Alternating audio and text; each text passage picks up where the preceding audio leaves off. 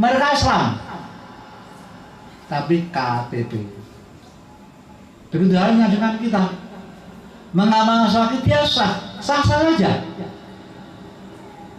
Seperti layaknya syahadat di dalam catatan sipil kita Islam. Memang sah kita menjadi umat Islam, tapi apakah kita hanya itu saja?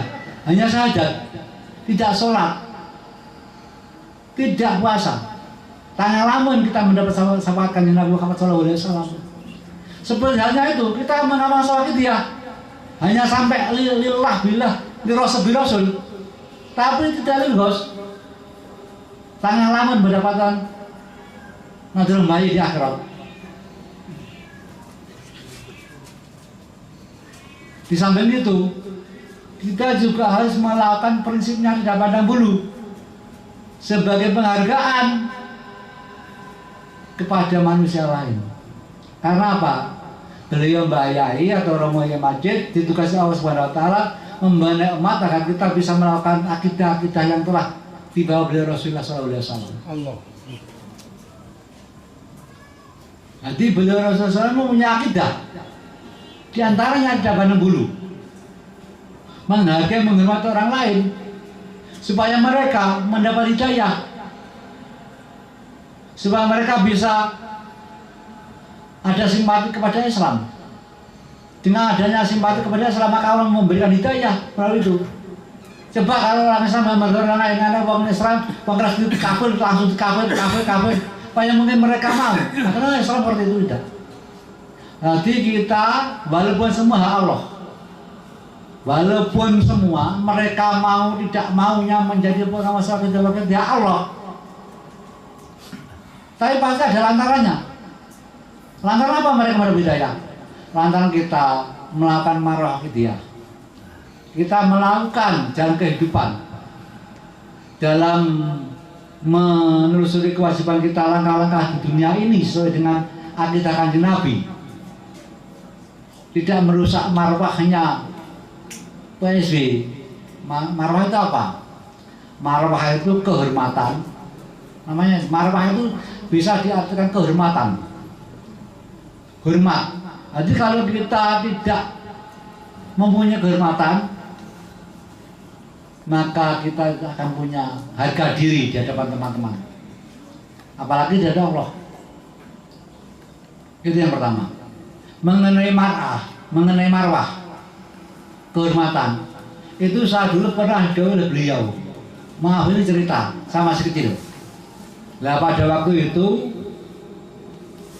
saya marah sama Romo Yai Majid. Marah bener. Saya, Pak, jenengan piye? Klambi arep tak anggen jenengan kum. Nah waktu itu akhirnya beliau itu sama bujeng, wes gini terus, gini kono. Akhirnya saya pakai, terus saya pakai. Itu istri saya juga dibilang sama ibu saya bilang di sini kelami wes terus barang mangkah tinggal. Saya pakai. Kemudian beliau dawuh, beliau terus piye? Yo tanggi. Kowe gelem bae? Nggih kula nggih. Nah, waktu saya memakai baju itu beliau dawuh, "Pi, sing apik ngono kuwi. Wong lanang wis omongane teko tenggorokan kuwi sadar. Kakek percaya. Maka wong lanang kae kehormatan dadakan subhanallah." Itu masih tapi ngatur pada itu. Artinya gini, seorang laki-laki apabila ucapannya yang keluar dari tenggorokan salah satu tidak dapat dipercaya, maka dia tidak ada harga diri dari Allah Subhanahu wa taala. Maka dari itu, bagaimana dengan jawaban para sesepuh kita kepada bayi sanggup? Bagaimana? Akankah kita punya harga diri dari Allah atau tidak? Kalau kita menyanggupi pada waktu itu, walaupun kita pada waktu belum menjadi pengamal atau kita masih kecil, otomatis kita baru melakukan dakwah bayi itu. Seperti halnya Islam di saat Rasulullah itu masih menunggu kita berapa ratus tahun, 1400 tahun yang lalu, dan sampai sekarang tetap berlaku sabda Rasulullah. Walaupun kita hidup 1400 tahun kemudian. Begitu juga dengan Bapak. Walaupun 86, walaupun 88, berapa tahun? 90 sampai sekarang 34, 8, berarti 36 tahun yang lalu. Walaupun kita masih kecil, walaupun kita belum paham apa, tetapi resiko menjadi pengasuh kita harus menyanggupi sebagai wakil beliau. Harus sesuai dengan apa yang dilakukan beliau.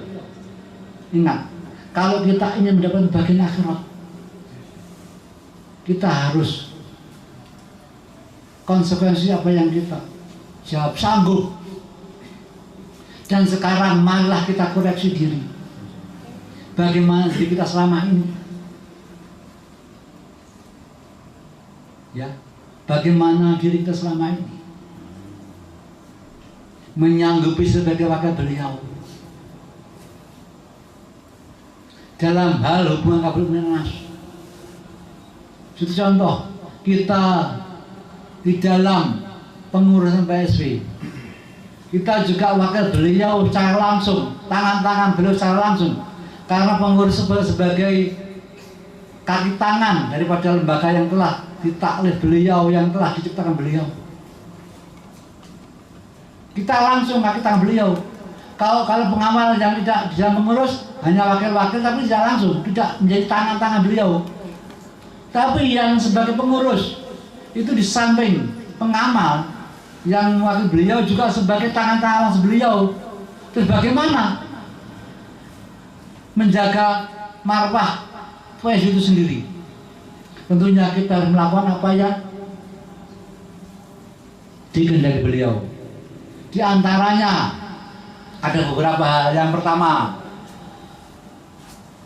pengamal sawakidiyah itu jangan sampai tidak dalam satu hari satu malam melakukan atau mendirikan aurat 7-17. Itu yang mendirikan, bukan membaca, mendirikan, melakukan dan dijuntahkan. Kalau membaca tadi bukan sawakidiyah. Mendirikan mujahadah 7-11 dalam satu hari semalam minimal 1 kali. Terus setiap bulan sahriyah, kita mendirikan sahriyah tingkat kecamatan. Itu disponsori oleh pengurus PSW kecamatan. Yang ketiga di atasnya lagi tingkat kabupaten, Robusanah atau Triwulan, itu disponsori oleh PSW kabupaten atau kota. Ya. Yang keempat, Nisusanah, yang ini disponsori oleh PSW provinsi. Yang terakhir Kubro disponsori oleh PSW pusat. Walaupun kita tidak mengadakan, insya Allah di Makam sudah cukup. Pokoknya jamnya. Di sini orang bingung. Kubro itu jamnya, yang tepat jam berapa? Di situ kita kembali ke ranahnya Mbak Yai. Mbak Yai dawuh, mbok bilih wong uzur kubro. Mboten ting ditinggalaken. Kula suwun mengikuti saling griya. Mulai acara dimulai jam 8 sampai selesai. Lah bakunya mujahadah itu, bakunya mendirikan mujahadah kubro itu mulai jam 8 sampai selesai. Malam Jumat, acara ibu-ibu mulai jam 8 sampai selesai. Panitia untuk malam Jumat acara panitia di sekolah panitia itu mulai jam 8 sampai selesai. Malam Sabtu ibu-ibu jam 8 sampai selesai. Malam Minggu remaja jam 8 sampai selesai. Kanak-kanak Minggu pagi jam 8 sampai selesai. Terakhir malam Senin acara bapak-bapak jam 8 sampai selesai. Nah di situ sebenarnya bakunya kubro itu jam-jam itu. Seperti halnya kita acara di Mekah Hukum, jam-jamnya tertentu, bukan hari, jam. Kubro demikian. Alangkah baiknya jika kita menutup dibayar. Nyuwun sewu, mbok bilih kubro buat seket rawuh, wonten undur. Kula suwun bareng iki datang griya antara jam 8 sampai selesai mriku. Dengan itu ngisi bidang, kubro, kedua ngisi bidang, kata mujadah, makom mujadah, non stop mujadah, ngisi bidang. Tapi bakunya mujadah kubro itu ya jam itu. Dan di samping itu, Jawa ini juga bisa untuk dasar bahwa kubro itu yang dimaksud udzur itu tidak mengadakan secara besar-besaran atau tidak melibatkan kepanitiaan dan izin pemerintah. Udzur per orang. Bahkan benar Jawa, mbok biaya wonten ingkang udzur, upami mboten gadah sangu, sing saged sing gadah sangu digendong dijak mriki. Nah otomatis udzur itu yang dimaksud udzur. Kecuali udzur tidak bisa ditinggalkan, misalkan meninggal dunia orang tuanya, itu tidak bisa ditinggalkan. Mengikuti mujadah setelah tahlil sampai, kan biasanya orang meninggal tahlil, orang tua kita meninggal tahlil. Habis tahlil kita mengikuti mujadah kubro. Diniatkan untuk acara ibu-ibu malam satu dari rumah, maksudnya itu. Nah kalau kita menyanggupi sebagai wakil beliau dan beliau sudah menunjuk saksinya Allah Sang Maha mendengar, bagaimana? Kalau kita mengingkari janji, dari jauh bahaya akan terjadi. Kita tidak punya harga di dalam semata Allah. Lebih buruk daripada gugup. Maaf. Walaupun anjing itu dicipta dari ludahnya iblis yang masuk ke pusarnya Nabi Adam. Tapi walaupun demikian anjing sendiri sebenarnya tidak ingin seperti itu. Pada suatu saat ada seorang khalifah. Itu dia khalifah terpilih. Kemudian jalan di tengah-tengah jalan ada seekor anjing. Kemudian khalifah itu pimpinan itu menyingkirkan serbannya, menyingkirkan jubahnya. Kemudian anjing berbicara pada khalifah, "Hai kekasih Allah, badan saya tidak najis. Yang najis lidah saya, yang najis liur saya. Walaupun demikian saya tidak ingin diciptakan sebagai makhluk yang najis dalam liur saya." Kemudian bagaimana perasaan sang khalifah yang dibilang nangis. Kemudian sang khalifah mengajak anjing berjalan bersama, dan sang anjing tidak mau. "Ya khalifah, saya tidak sepantasnya berjalan dengan kamu, dengan panjenengan. Tetapi panjenengan harus ingat bahwa saya sebenarnya tidak ingin diciptakan menjadi ini."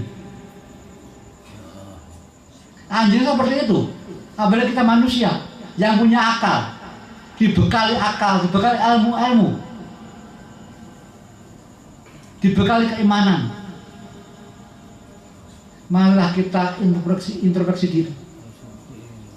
Akankah kita mati atau meninggal nanti sebagai manusia yang berwakiliyah, yang punya kehormatan dan negeri kepada Allah? Ataukah kita manusia yang tidak punya kehormatan, tidak punya harga diri, hanya gara-gara mengingkari kesanggupan Allah ini? Mari kita ingat itu. Demi Allah, saya masih ingat dulu itu pada bayang. Saya masih ingat benar waktu itu saya masih SD nggak salah. Kau jangan babi, deh, tenang deh. Ya, waktu itu kan sudah mulai kecil kan, ya maaf, saya tidak ingin sebenarnya ingin bicara, tapi ini demi kebaikan kalian semuanya ya. Kelambi saya itu yang mencuri bayi sendiri, baju saya mencuri bayi, tidak orang lain. Dan pada waktu saya pulang sekolah, baju saya itu basah, hampir disembali air. Nyatanya itu. Terus saya tuh, nanti kelambiku lagi. Nah terus pundi aku kan. Akhirnya nggih, mbok nggih tak cipoe nggih ngenen. Kula nggih. Lah saya itu beliau dawuh, yo bener ngono ki. Jadi bagaimana sekarang? Akanlah kita sebagai manusia yang ingkar, yang kehormatan kita hilang gara-gara siapa kita menyanggupi itu dengan sadar. Kalau sanggup kata-kata dengan sadar yang keluar dari tenggorokan kita ingkari, maka kita tidak punya kehormatan di hadapan Allah. Kita akan menjadi